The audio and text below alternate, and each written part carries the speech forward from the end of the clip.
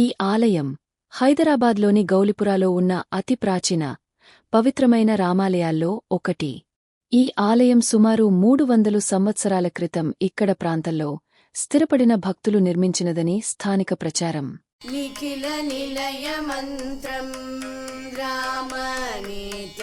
గర్భాలయ గోపురంపై చెక్కబడిన శిల్పాలు అత్యంత సుందరంగా, నైపుణ్యంతో అలంకరించబడి భక్తుల దృష్టిని ఆకర్షిస్తాయి.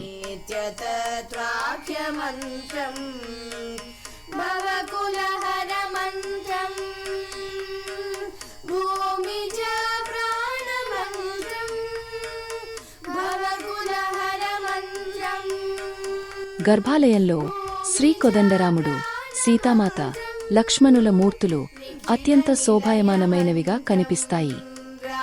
ప్రతి సంవత్సరం జరిగే శ్రీరామనవమి వేడుకలు, వైకుంఠ ఏకాదశి, హనుమ జయంతి వంటి పర్వదినాలు అత్యంత ఘనంగా జరుగుతాయి.